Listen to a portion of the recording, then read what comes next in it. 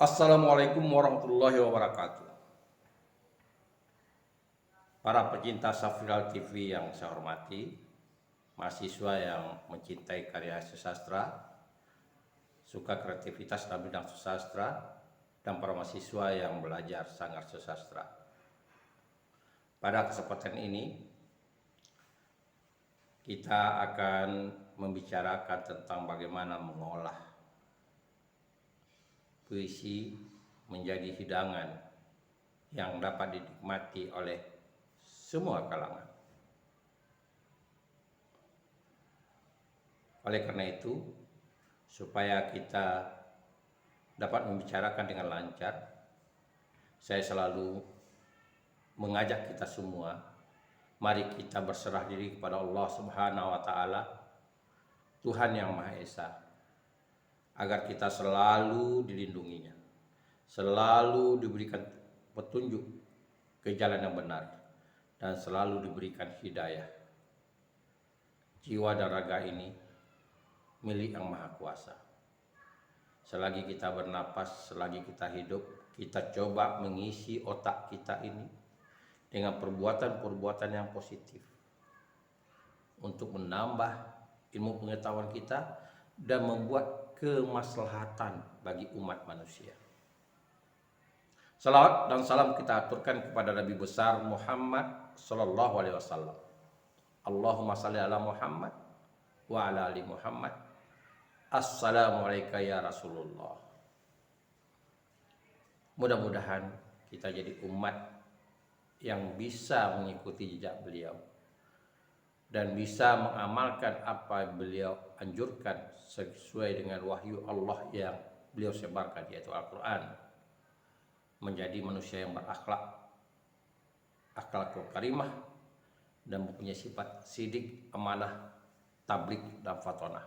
Semoga kita, dimanapun kita berada, setelah dari kita, rumah tangga kita, keluarga kita, lingkungan kita, dan dimanapun kita berada. Saudara-saudara sekalian, kita mengenal yang dikatakan dengan visualisasi puisi. Kalau di dunia pentas tidak asing lagi, visualisasi puisi itu tidak asing lagi. Kenapa saya katakan tidak asing lagi? Ya, berkali-kali sudah menjadi satu seni pertunjukan. Bahkan alternatif ketika kita ingin belajar teater, kita tidak mampu atau punya keterbatasan mencari naskah drama, dalam pintas terbaik di sekolah-sekolah membuat visualisasi puisi. Meskipun visualisasi puisi itu konsepnya terkadang bercampur aduk. Kalau kita secara konsekuen memahami kata visual dan puisi, dua kata itu, visual itu dilihat. Berarti apa yang dilihat? Yang kita lihat itu adalah gambaran yang ada pada puisi. Yang selama ini kita melihat teks itu, membaca teks itu, lalu kita hayalkan dalam pikiran kita dan kita interpretasikan, kita ekspresikan dalam bentuk membaca, memilih diksi yang benar, memilih intonasi yang benar, kata-kata kunci yang mana yang harus kita utamakan. Tapi setelah dijadikan dia visualisasi puisi, nah ini yang saya katakan timbul berbagai macam penafsiran. Penafsiran ini bisa jadi akibat ketidaktahuan atau akibat keterbatasan, ketidakyakinan memvisualisasikan puisi itu. Nah, kalau kita sudah mulai memvisualisasi puisi itu, kenapa kita harus membaca puisi? Ya, kita visualkanlah isi puisi itu. Kalaupun seandainya kita mau baca sebagai background untuk orang mengantarkan, mengingatkan teks, tidak apa-apa. Tapi total orang melihat apa yang ada dalam puisi, kita gambarkan dalam bentuk gerak, dalam bentuk penampilan. Ada dua cara memvisualisasikan puisi itu. Pertama, secara langsung, pementasan teater. Kedua, dengan cara visual, memudahkan media, gambar, film. Jadi kita visualkan dalam bentuk film atau video.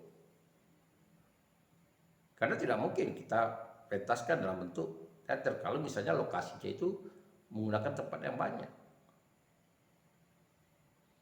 Sedangkan dalam pementasan itu terbatas. Mungkin lebih leluasa, sama halnya kasus ketika novel ditransformasikan ke film. Kenapa tidak? Puisi ditransformasikan ke bentuk film atau video. Nah, karena keterbatasan kita sekarang, kita tidak mungkin melakukannya dalam bentuk pementasan, yang biasa kita lakukan dalam bentuk pementasan, sekarang kita lakukan dalam bentuk video. Kita lakukan dalam bentuk video. Jadi video itu yang bercerita, menggambarkan apa yang ada dalam puisi. Nah, ini perlu dipikirkan. Yang mudah dipahami, puisi-puisi yang divisualisasikan itu adalah puisi-puisi yang berbentuk naratif. Cerita. Jadi kalau dia naratif, seperti puisi balada, kita akan mengenal ada tokoh di sana. Jadi kita bisa memudahkan kita menggambarkannya. Misalnya, kita memvisualisasikan balada nyanyian angsa tentang Maria Zaitun. Nah, tentu kita bisa menggambarkannya. Nah, saudara-saudara sekalian, ketika kita memvisualisasikan puisi itu, tentu tidak mungkin tidak kita tambah. Tentu kita untuk menghidupkan suasana, kita tambah sedemikian rupa. Namun yang harus dipikirkan, penambahan itu jangan sampai mendominasi. Ini yang perlu ditekankan. Jangan sampai mendominasi hal-hal yang penting. Saya beri contoh. Ketika kita menggambarkan kehidupan rumah bordir atau prostitusi tentang kehidupan Maria Zaitun, tentu tidak mungkin Maria Zaitun sendiri. Tentu akan lama banyak pelacur-pelacur lain. Kita menganalisis Maria Zaitun itu pelacur tua, berarti dia ditokohkan seorang perempuan tua, pelacur yang sudah sakit-sakitan. Nah, sebagai pembandingannya tentu ada pelacur-pelacur muda. Nah, pelacur ini walaupun dia sebagai gambaran tambahan untuk menghidupkan apa yang kita visualisasikan itu.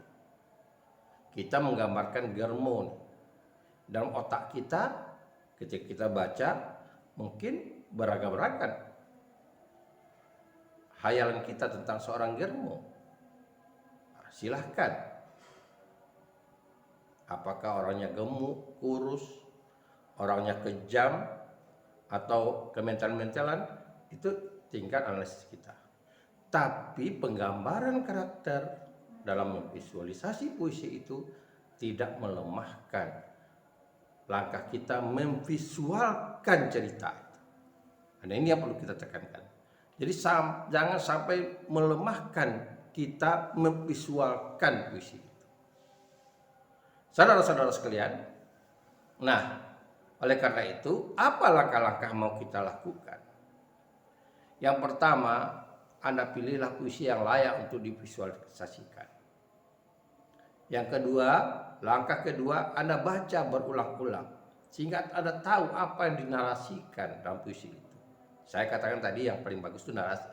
Untuk puisi narasi, apa yang dinarasikan? Ya, misalnya kita bicara balada Sumilah, ya, atau balada terbunuhnya Amno Karpo dan sebagainya. W.S. Rendra, ya, karya-karya W.S. Rendra berkaitan dengan balada. Kita baca dulu, berulang kali kita baca. Apa tujuan kita membacanya? Agar kita tahu, kita bisa membayangkan kisahnya. Nah, kalau seandainya kita kurang yakin, bawalah beberapa orang sebagai memvalidkan data Anda. Dalam penelitian kualitatif namanya triangulasi. Anda utarakan apa yang menjadi tafsiran Anda terhadap puisi itu. Cerita apa? Nah, kalau Anda sudah bisa menafsirkannya itu, lalu ada kebenaran, baru Anda mulai membuat skenario. Nah, skenario ini berlaku sama dengan naskah drama, langkah-langkahnya. Nah, perlu diingat, dalam visualisasi puisi ini, dia bukan naskah drama yang banyak dialognya. Jadi yang paling tepat adalah dia menggunakan konsep teater mini kata. Sedikit kata, bukan didominan dengan dialog. Akhirnya menjadi naskah transformasi, menjadi naskah drama yang secara utuh. Jadi itu yang Anda perlu mini kata. Yang terpenting adalah bagaimana Anda menggambarkan tokoh-tokoh yang ada dalam cerita. Yang tertulis itu dulu, dudukkan. Ada berapa tokoh. Yang kedua baru menggambarkan mana tokoh-tokoh yang harus Anda tambah untuk menghidupkan suasana dalam sebuah peristiwa. Misalnya, katakanlah balada terbunuhnya Abno Karpo. Liriknya berbunyi begini: tubuh biru, tatapan mata biru, lelaki terguling di jalan. Berarti ada tokoh yang jelas, lelaki terguling di jalan. Lalu yang menemukannya siapa? Pedagang sayur pada pagi-pagi hari. Dia mau ke pasar, dia lihat wajah terbaring di jalan. Berarti ada dua tokoh. Tapi kalau hanya dua tokoh itu hidup gak? Kalau tidak, silahkan tambah. Tapi kalau penambahan itu merusak visualisasi itu, kenapa harus ditambah? Cukup tokoh-tokoh yang ada saja. Nah, ini pertimbangannya dalam membuat visualisasi puisi itu. Nah, lalu suasananya berlaku hukum pentas, hukum dramaturgi. Jadi lightingnya, backgroundnya, settingnya, semuanya berlaku di sana. Kalau itu dipentaskan. Tetapi kalau itu Anda buat jadi sebuah visual lebih bebas lagi. Anda tentu melihat tempat-tempat yang layak untuk dijadikan syuting. Mungkin indoor, mungkin outdoor. Silakan. Yang terpenting adalah bagaimana adegan-adegan itu kalau dibantu dengan narasi puisi. Kalau dibantu dengan narasi puisi, saya katakan artinya Anda ada background membacakan puisi di belakang dari peristiwa itu, maka betul-betul dia menyatu dengan narasi puisi yang Anda bacakan. Sekali lagi saya katakan, yang mudah bentuk puisi narasi, bukan bentuk puisi ekspresi. Tidak bisa. Anda misalnya ingin menulis atau memvisualisasikan tentang sajak Sapardi Djoko Damono, kenapa tidak? Tentang sajak putihnya Khairul Anwar, kenapa tidak? Jadi langkah-langkah yang saya katakan tadi itu memvisualisasi puisi itu adalah bagaimana kita mampu memvisualkan isi dari puisi itu.